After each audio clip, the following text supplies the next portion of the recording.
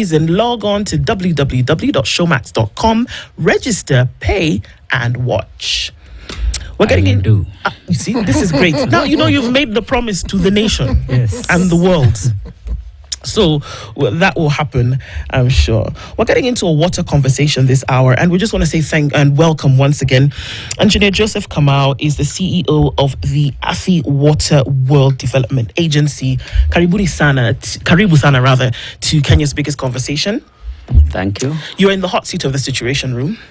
Water is a hot topic right about now. There's a lot of it falling from the sky, and maybe not enough of it in our pipes.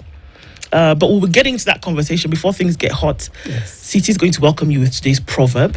You'll tell us what you think about it. It's an African proverb, and then how you would translate it or how it relates to you. Is that all right? Yes, that's fine. Super.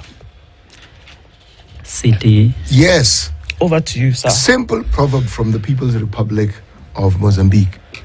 A reflection cannot see itself.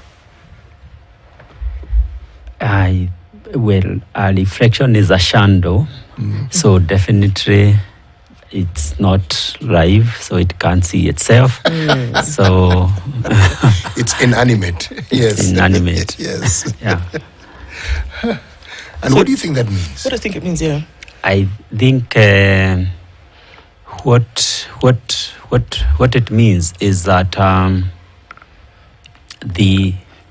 what you do. There are some things that you cannot see, and they will reflect. Other people may be seeing them. Yeah. Well, yes. You know, one of the beautiful things about giving your opinion on a program, it's how it relates to you. So this isn't one of these Kenyan exams where there's right and wrong. How the proverb touches you and how you understand it. That is what is important. Indeed. Yes. So 1,000 points. Do with them as you wish. Yes. This morning.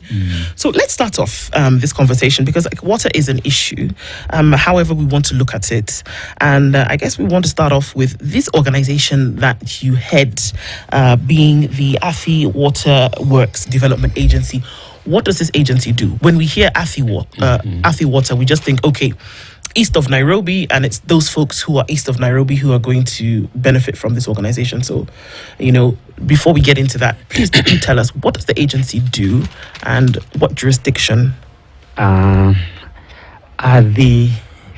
me first correct, it doesn't mean east of Nairobi or the river. It means Athi Waterworks Development Agency, and why it's called Athi is that the institution covers the upper Athi Basin. That is the county of Nairobi, Nairobi City, the great county of Kiambu, and the great county of Murang'a. Why didn't you say Nairobi, the great county of Nairobi? Nairobi is a city. Okay. It's a great city, metropolis. So we cover the metropolitan region of Nairobi. Okay. Yes. All right. Yes. That doesn't include Machakos and Kajiado? Machakos has another agency, but just because of how the metropolitan issues affect the neighboring towns, we work in collaboration and see how we can assist and work together so that services can be accorded to the people of Kajiado and Machakos in the neighboring areas. Okay. Yeah. So what do you do? Athi Waterworks Development Agency is responsible for development of water services infrastructure, and is also in charge of development of sanitation infrastructure and sewerage networks, and also wastewater treatment plants. And also presently we've been licensed to operate bulk water systems to serve the metropolitan regions. Okay. Yeah. So the supply of water is under your jurisdiction? Yes. The treatment and surety of making sure that the water that's provided is safe for use and consumption, does that come under you as well? Right now it's under us, under the bulk operations. Okay. Yes. And then also extension when it comes to now, because the areas that you speak of, Yes. apart from Nairobi, then are closet or dormitory counties Yes. of Nairobi within the metropolitan area. So then for developments that come up in these dormitory counties, is the agency then responsible for ensuring that those areas as well then get water? Right now, we are doing last mile distribution networks in those areas. So we are responsible to ensure that water now reaches almost up to the domestic household. Okay. Yes, so we are doing last mile networks so that water can be near with the people. Okay. Yeah. Before we get to who, in terms of numbers, actually does have water when they open their taps in their homes Yeah. and not using boreholes, where does this water come from? What's the source? Largely, water in this region comes from Aberdare catchment region. That is the main water sources for Nairobi and the neighboring counties. So we have sources such as, they are all largely within the Aberdare forest catchment zone. We have Ruiru Dam, we have the Kikuyu Springs, we have Sasumwa Dam, Dakaine Dam, and of course the Northern Corrector Tunnel system and other community-based systems spread across the entire region. Yes, and they actually are able to generate water that serves the communities there. Okay. Yeah. So if we look in terms of numbers, the population of folks who are resident in these three counties that you speak of, what would you say is the percentage of, let's just look at domestic now, not even industry, that when they open their tap, there's water coming out of the tap that comes directly from the provision of the agency distribution? Nairobi's the access is distributed regionally. Nairobi has very high figures of about 85% water supply connections. Kiambu follows with about 70, and Murang'a is about 65% coverage. And as an agency, we are embarked on programs to ensure that our coverage in those regions extend upwards up to ranges of close to 100%. Okay. Yeah. Can we look at Nairobi for a minute? Yes. If we looked at a couple of, maybe a decade ago, maybe up until where we are now, there are certain areas within Nairobi County that were notorious for not having supply of water. South C, Nairobi West, South B, some other parts, Embakasi, whereby boreholes, Eastleigh, boreholes became the order of the day. I think at some point, even Eastleigh was said, now, you cannot dig any more boreholes in this area because the table had been affected and there was just not enough room for any kind of other development because there were boreholes everywhere. That meant that the supply of water, piped water, then was an issue. That's why people had to dig boreholes. Yeah. Has that changed? And does this then include this? Is this included in this 85% for Nairobi, or has that issue changed? Also, we cannot leave out areas like Lavington, interestingly enough, or Kileleshwa, where people had to bring in water bowsers twice a week because there was no supply of water. Has that changed? That has significantly changed for the better. Because you've reported about 10 years ago. We've done massive investments since then as a government. We've reinstated water production to this city to the range of about 560 million liters secured per day. So at least the situation has changed, and presently the water has completed the development and implementation of the Northern Corrector system, which is to deliver a total of 140 million liters per day, plus also Karimeno Dam, which will also be producing and delivering to this region about 70 million liters of water daily. So the situation has changed. We've also within Nairobi implemented various distribution infrastructure improvements network to areas such as Embakasi. If we are delivering to the Embakasi, Mehango, Utawala region a total of about 14 million liters daily. The infrastructure is in place. Already being delivered, yes, or waiting yes, to deliver? already is being delivered to the other region of Nairobi South. The infrastructure exists to deliver to that region, all the way up to Karen and past Karen to Ogatarogai, about 14,000 cubic meters per day. And also within Ogatarogai, we shall be delivering 5 million liters daily. So the estates of South Sea, the network along Uhuru Highway has been improved with the construction of the expressway, and we hope that the situation should have improved by now. Yeah. I want you to walk us through, please, this process. You say the catchment area we're speaking of gets its water from the Aberdares ecosystem. Yes. Okay. What comprises this ecosystem that you refer to as the Aberdares ecosystem? The Aberdare is a crucial water tower in Kenya. What does that mean? It means that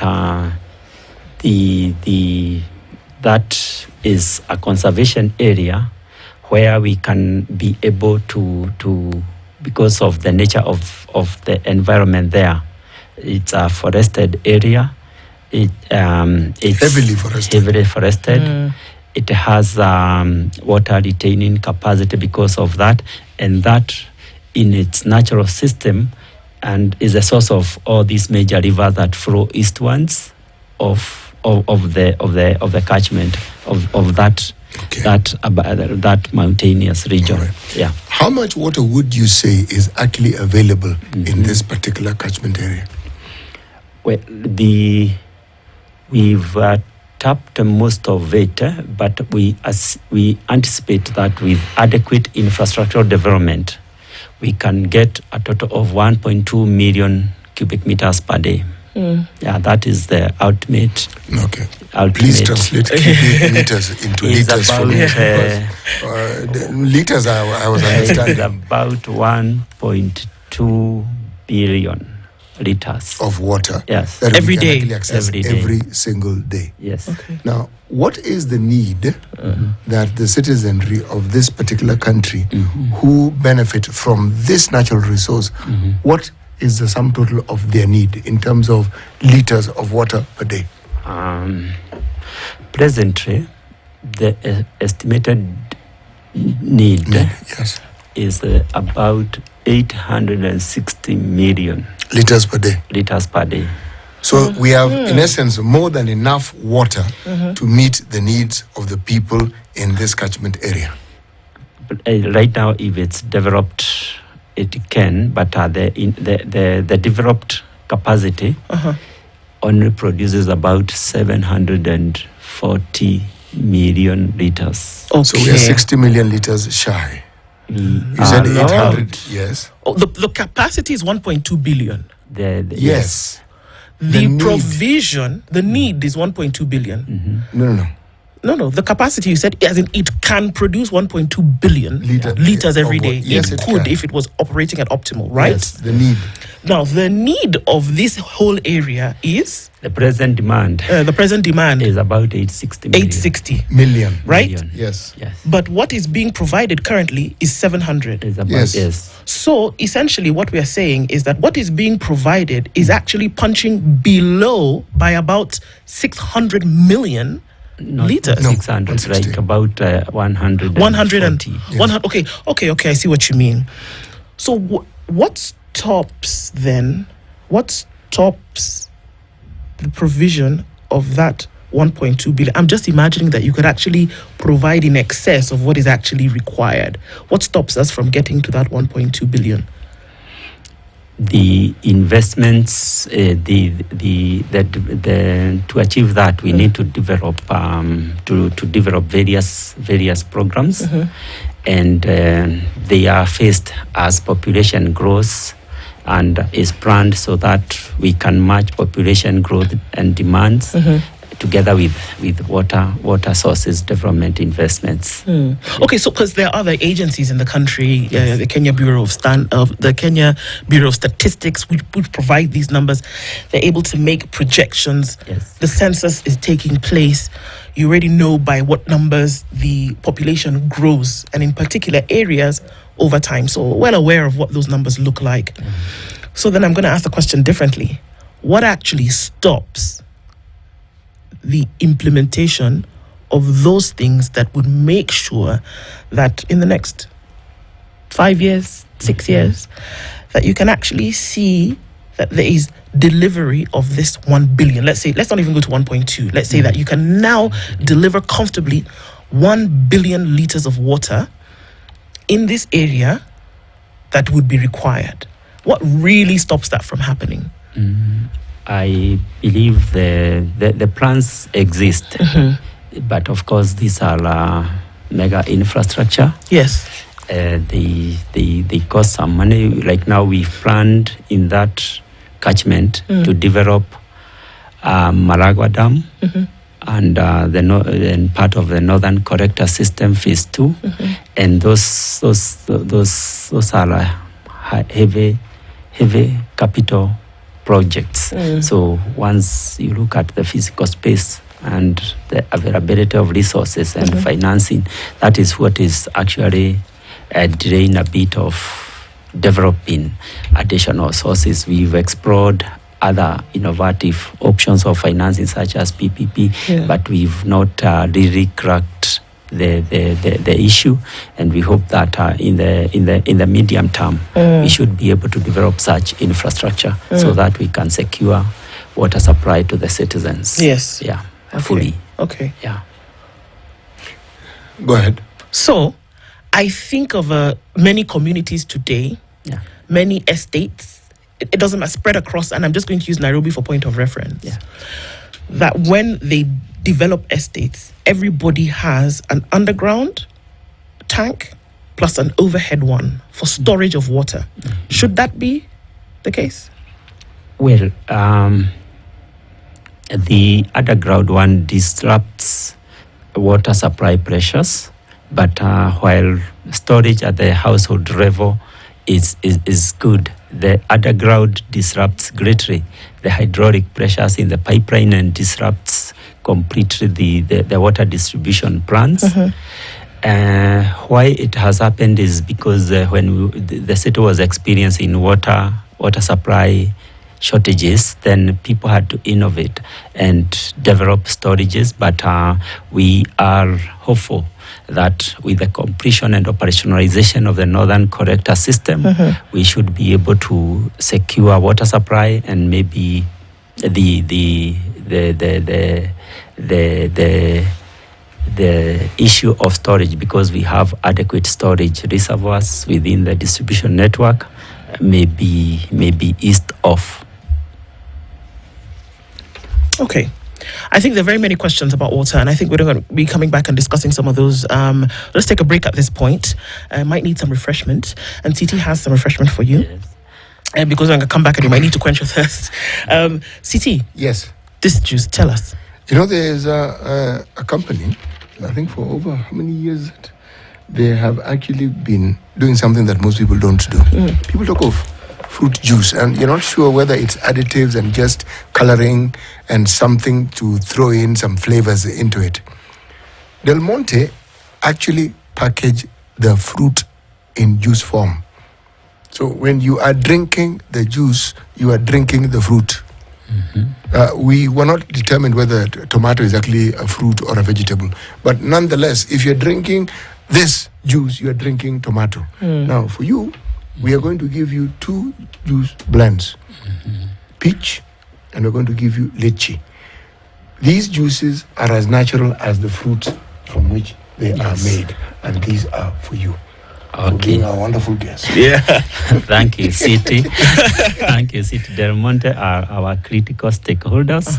They are within our area, and we work with them towards facilitating some of our infrastructural developments. Fantastic. Yeah.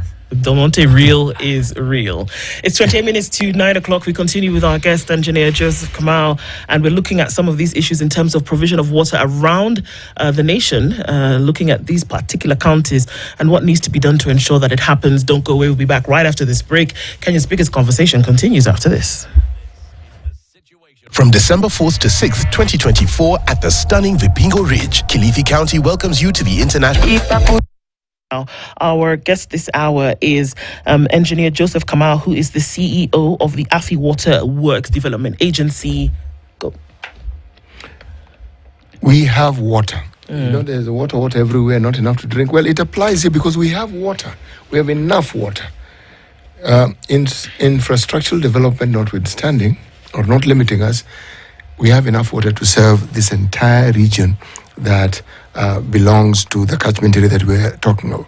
And yet, despite this, there are still many areas that don't have water in their taps. And what we see is an increase in people who want to keep supplying you with water from water bowsers.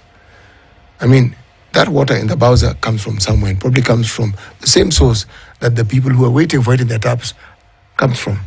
Now, explain to us the situation and tell us how it is we can possibly remedy it. I agree. There are water bowsers that are operating within the city. The water bowsers, some could be getting water from private boreholes, and gradually, because the city water network infrastructure is highly patrolled, unless they try to do illegal connections, that is fairly monitored. Why they exist is when we were facing water shortages, then at least the private sector was coming in to assist in meeting that gap. We've, as a sector, tried to regulate the operations of water bowsers, and even ensuring that their water quality is monitored. We've not yet gone through the operationalization of the same, but that is a work in progress. We would wish that all water bowsers are regulated, and the source and the quality of water that is being distributed there is certified by a competent body. But we are optimistic that with increased water flows in the city, then the water bowsers will have to shift to other regions where maybe there would be water deficit in the near future. Many have argued that the mere existence of these water bowsers ensures that somebody is not making sure that the water supply is optimal. Because, I mean, if I have the water bowser there and somebody's, doing business with the bowser, wouldn't I do everything that I can to ensure that my business thrives and that you don't supply the water? It's like people with generators at the generating company. If I provide generators for an entire nation, it is within my best interest to ensure that the nation does not supply power. Because of the water supply deficit, the services provision has been through equitable water distribution, which is the rationing program. You find that maybe some areas will be supplied maybe 3 days a week, and the other days, that is why you find that the water bowsers have some space to provide water. But now with increased volumes coming to the city, then the distribution scenario will change. There will be enhanced hours of water supply and enhanced days of water availability, and most likely water bowsers will not be a common thing. Yes. Where do these bowsers get their water from, if I may ask? Largely they operate from private boreholes. Okay. Yes. Can we then ask the question on the borehole? What is the process of getting to actually dig a borehole and operationalize it as a private business? And development of boreholes is also a regulated function. Is regulated by our sister organization called Water Resources Authority. You've got to do the requisite hydrogeological investigations, the environmental licensing processes, and then from there you are authorized once you meet the necessary criteria to develop the borehole. After that, the Water Resources Authority will authorize the quantity of water that you can abstract from the aquifers, and also it also certifies the quality of the water that is within the aquifer. Yeah. Okay. What would it mean? Because like today, right now, at this time, if we were to drive around Nairobi, certain parts, I'm just looking at some comments here, Langata, Karen, certain parts of Lavington, we would see the Bowsers. The Bowsers are driving into estates, they're offloading their water, they come back and they're getting. What would it take? And I'm sure now these numbers of people who are supplying this, getting this water supply, are not in the 85% that you talk about for Nairobi, right? What would it take to get those Bowsers off the road and actually have water in the taps, in the pipes? Is it part of this other infrastructure development that you talk about? Because adjacent areas to this Karen, to this Langata, have water. Well, the government through the waterworks is doing massive infrastructural improvements in Nairobi, and we hope the water will be available within the neighborhoods, and with that, really, when water is available within estates, then the Boza has no business delivering water to areas where water is available. Of course, there is issues of population growth and really the issue of, let's say, like the way you've said, Reshwa, Lavington, you can see the type of residents that are coming up there, massive human population growth, but we hope that we are also improving water distribution infrastructure to meet the increase in demand. I need to ask this question, even as the county planning department and those who are involved in ensuring that infrastructural development continues, do you work closely with them? Because if, say, for instance, certain zoning regulations have changed, where previously you're only allowed to put up a structure on a certain acreage or a portion of that acreage and up to a certain height, and all that changes. Because the moment it changes, it means more people come in there. Are you part and parcel of these discussions?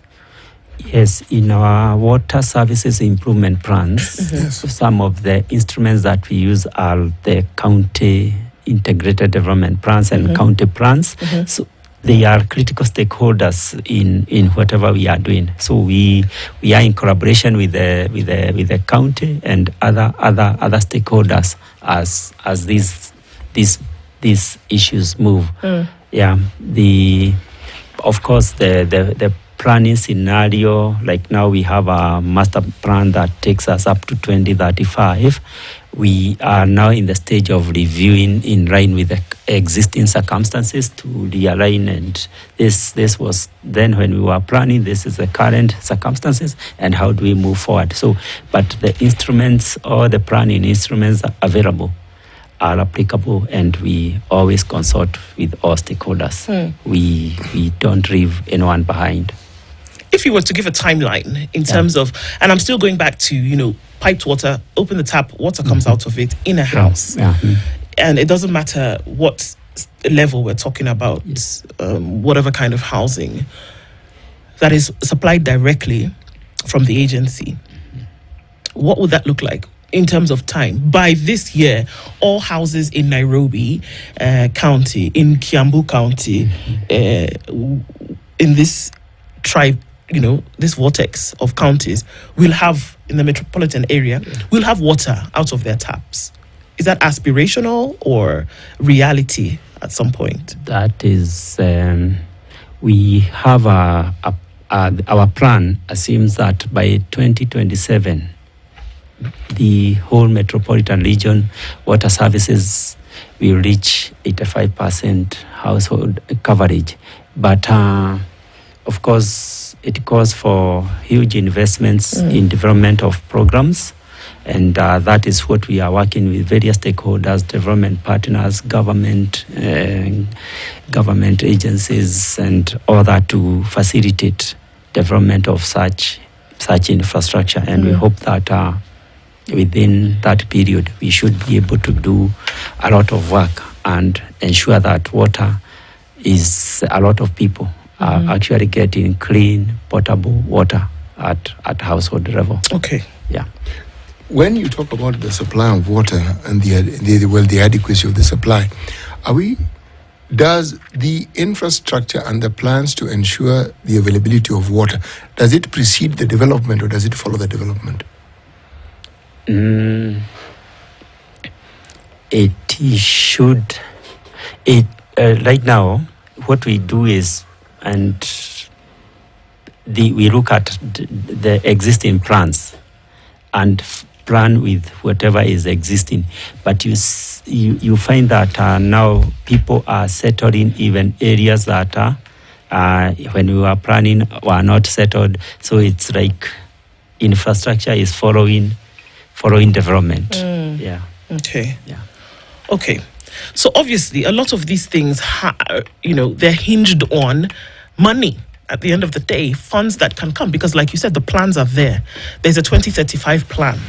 The plans are there. On paper, they're there. The experts, the engineers, they've put it together and said, this is what we need in order to run these, this area in this manner as concerns the delivery of water. What would the overall body, who is then tasked with the responsibility to ensure that these things happen, say to you when you come and you say we're at 85%, and even that 85% sometimes dips below? What is the response to say, okay, fine, we'll make sure that we have filled in that gap for you? Or is there one at all? Yes, we are working on various aspects. One of them is ensuring that efficient operations of all utilities, so that really there is no water wastage. We are also looking at ways of how do we develop efficient infrastructure, so that and also what are the means that we can develop, we can finance certain infrastructural investments, so that water can become available. But with the Northern Corrector now in operation, we should be able to witness increased flows and reliability to various areas and residents within this region. Okay. So when we say that there is no water available, we're not saying that there's no water available. We're saying that the problem is that the infrastructure that is needed to supply the available water is what is non-existent. So oftentimes we ask ourselves this question and we say, okay, we say that there's a water problem, whether we're talking about it for agriculture or whether we're talking about it for storage and for use, and we say, but then times come where there are things like floods that are currently happening, in some areas. And so we ask ourselves the question, is it possible, or is there a plan for the infrastructure, where this water can be stored and then can be used for piped usage? Are those conversations ones that actually happen, or are we being minimal in our thinking? No, the thinking is correct. Actually, what we do even in the Aberdare is harvesting of floods. All those dams that are operating, their business is to harvest excessive floods. It's only that now the water that is the floods that are occurring within the water tower is quite clean. But if you come and harvest the floods in Nairobi, then the quality becomes an issue. So that is why we are operating within the catchment. Do we have sufficient structures to capture this flow of water? They are not adequate. That is what we are saying, that we need to develop them. Yeah. So what's hindering the development? It's The usual things. It's money. The usual things. Yeah. The usual things. Yeah. You know, I asked the question, and where's this money supposed to come from? Is it the national government or county government? Well, it's the both the levels of government can work together, but us is a national government agency, so we rely with national government stakeholders. But again, it brings us to the planning of how it is we deal with the situation, which means you have a plan as to how many of these dams we need to have, the capacity that is needed there, Yes. and even planning with a view to the population increase and what have you, where they should be situated. Would you say we're on track? We are a bit off track. We are making progress, but we are off the track a bit. We've developed various schemes, but we need to accelerate, especially the issues of development of dams. Yeah, is critical that critical dams are developed so that we can secure water. Who do we need to talk to so that they can understand this? I'm saying this because when you hear of the problems we have with the supply of water, not the availability of it, just the supply of it, and then you realize the capacity of water that we can harvest and what we can do with it, I go back to statutes that I knew and read about, which was closely tied in with the development, infrastructural development of housing units.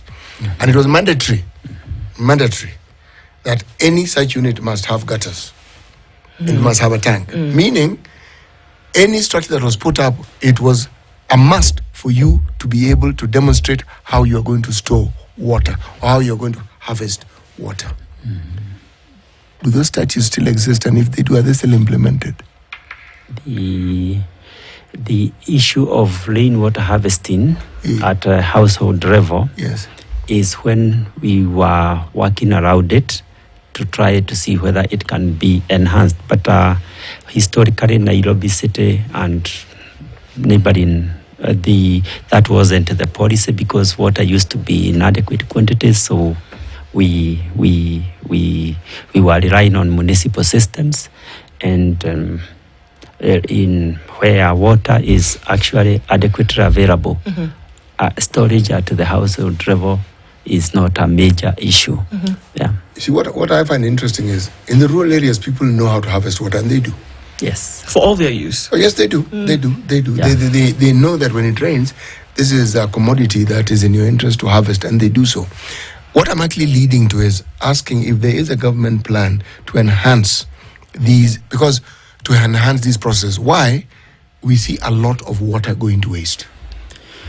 Yes, at the rural areas, even as we are supporting rural communities with rainwater harvesting, Yes. Especially public institutions, we provide them with the all infrastructure to collect and store for use. So it's happening. It's happening, but within the city, it's on a very reduced scale because of the nature of settlements. You know, when I talk of wastage, I'm thinking of a vision I once had. I was flying to Lamu. I had a friend who had one of these single-engine planes. Yeah. And because it's slow as far as planes go, so you can see a lot. And you are in the end, you look down, and then you see this orangish-brown thing snaking. And you think, oh, that must be a river. but rivers are not orangish-brown. No. It means it's carrying with it soil to the Indian Ocean. Okay?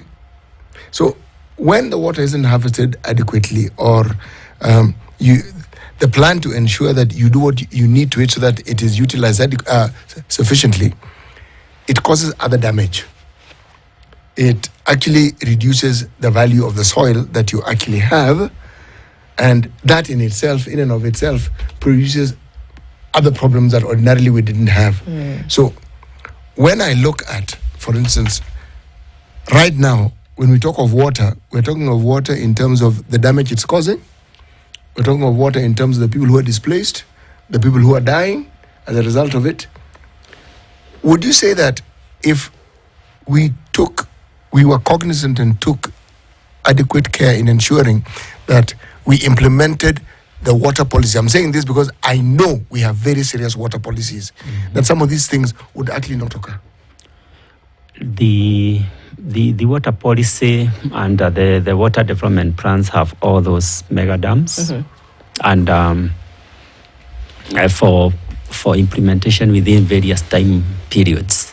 So in the fullness of time, those investments will be in place, and maybe perhaps control and provide water to the citizens. So it's doable. It will be done. Okay. Yeah.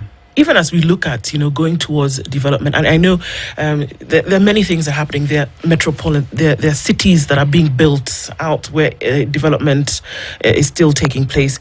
There's a whole Kenya development plan. There's a whole, there are county development, just like you said, there are county development plans, all of this. And that there's data that is developed, information that has been gathered to help this development, that would aid in this development.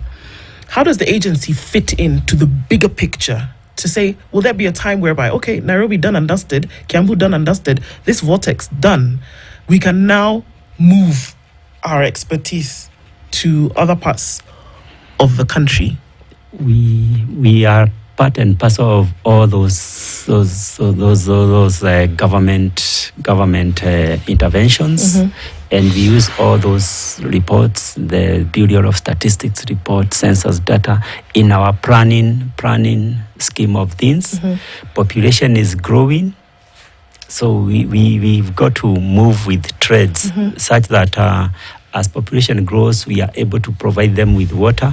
Nairobi metropolis is also growing, so the demand is increasing as we talk, and that is the mandate that we have to continue ensuring that as rapid urbanization happens, also water supply to the citizens is enhanced. So we see that we have a lot to do, and that is the mandate that we've been assigned by the government. The question that has been asked by one of our very avid listeners from our embassy in France, her name is Eva Maina. She asked the question, how do we ensure that the aquifers that we have here are replenished, and what do we do to avoid what may be sinkholes in the future? That is supposed to be one question. I mean, it sounds like two questions to me. We can go with that. Then the other question is, are we able to directly drink the water in our taps? Yes, I start with that last one. Our water at the tap is of very good quality. Is suitable for drinking. Fall sick, you won't fall sick. You you can't fall sick. Yes, you can't fall sick. And it's of good quality, and that you are assured, and that is why you find that there are no incidences of prevalent waterborne diseases in Nairobi. The city water is of very high quality. Okay. Yeah. And the aquifer, I think the embassy official, I think we are working a lot with the French Development Agency on water supply management. And one of the aspects that we are studying is the issue of aquifer management, groundwater, as a potential water source for the future. And that is to inform how do we conserve groundwater to ensure that in future it is available and for sustainable exploitation. For everyone, Thank you so much. I think it's interesting, but I think it's also necessary for us to keep checking in to make sure when this is actually a system that works. Engineer Joseph Kamau is the CEO of the AFI Water Development Agency, or Water Works Development Agency. Thank you so much for being here this morning in the Situation Room. And thank you all for being part of Kenya's biggest conversation today. God willing, we'll talk again tomorrow at 6 a.m. Good morning. It's 10 o'clock.